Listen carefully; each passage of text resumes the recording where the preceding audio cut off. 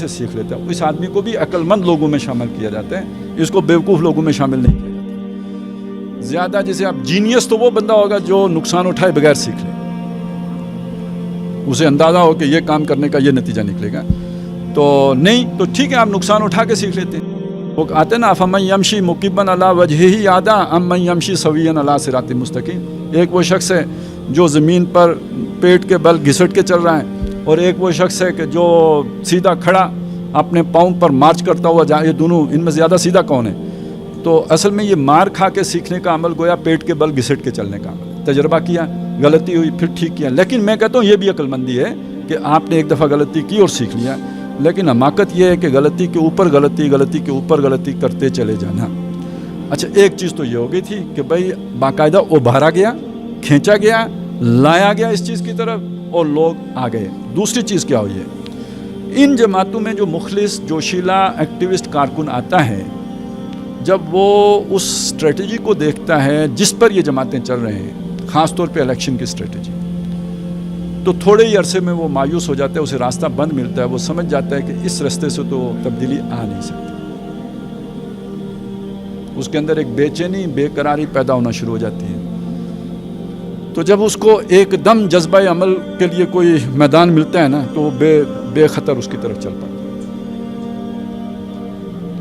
अगर यहाँ पे कोई काबिल अमल या रूबा अमल आने वाली या उसकी समझ के मुताबिक कोई नतीजा खेज हिकमत अमली उसे नज़र आ रही होती, तो वो किसी दूसरी चीज़ की तरफ उसका ज़हन न जाता।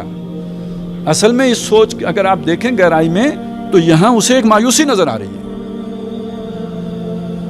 जितनी भी हमारी दावती काम है उसके अंदर उसे मायूसी नज़र आ रही है। वो तबलीग की सूरत में हो, वो सियासी जिद्दोजहद की सूरत में हो, उसे नज़र आता है कि इस रास्ते से तो मंजिल हासिल नहीं हो रही। 70 साल हो गए, 80 साल हो गए, कहीं वो देखता है 100 साल हो गए, तो वो उसे कोई असर पड़ता नज़र नहीं आता। निज़ाम जूं का तूं चल रहा है, कोई आगे कामयाबी की तरफ बात बढ़ती नहीं नज़र आ रही, और ना ही हो सकती है। वो इस नतीजे पर भी पहुँच चुका होता है। अब उसे जब एक नई दावत कहीं नज़र आती है तो वो उसकी तरफ चला जाता है। तो मैंने एक बात क्या बताई थी, हमने वो जो सब्र की अहमियत है उसको एम्फेसाइज नहीं किया। दूसरी बात क्या बताई थी कि जुल्म हुआ, उसके नतीजे में एक रिएक्शन, और रिएक्शन भी बहरहाल इस तरह के नताज तक लेके जाते हैं। चूँकि उसकी तालीम नहीं थी, बाकायदा समझाया हुआ नहीं था, तो वो रिएक्शन भी वो चीज़ उसने पैदा की थी। तीसरी चीज़ ये आ गई कि हमारी जो हिकमत अमली है खुद वो भी मायूसी पैदा करने का बायस बन जाती है। और इसमें अब एक और चीज़ का इजाफा कर लीजिए, ये खुद अपनी जगह बहुत अहम फैक्टर है, लेकिन है बहरहाल अहमियत का आमिल। इसलिए मैं आपको डरते डरते आपके सामने अर्ज़ कर रहा हूँ कि अल्लाह की राह में मरना आसान है, अल्लाह की राह में जीना मुश्किल है।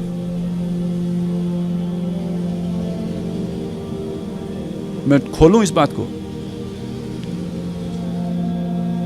देखें, जो बंदा अल्लाह से मुखलिस है ना, उसके लिए मरना कोई मसला नहीं, बिल्कुल कोई मसला नहीं। लेकिन जीना बहरहाल बहुत बड़ा मसला है। जीने में पहली बात तो ये अल्लाह से दूरी है।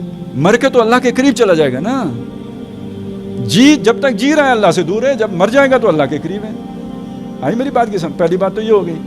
दूसरी बात सोचें कि जीने में क्या है। जिएंगे आप कहाँ पे? अपने घर में रहेंगे, यानी आपके बीवी बच्चे हैं, यानी आपके माँ बाप हैं, यानी आपकी बिरादरी है। अगर आप अल्लाह से मुखलिस हैं तो हर वक्त की जंग है या नहीं है?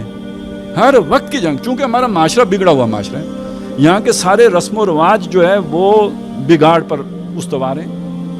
यहाँ शादी होगी तो गलत तरीके से होगी, यहाँ पे फोतीदगी की वो चीज़ें होंगी तो गलत तरीके पे होंगी। यहाँ बस हर लहजा दिल जलाने की बातें होंगी।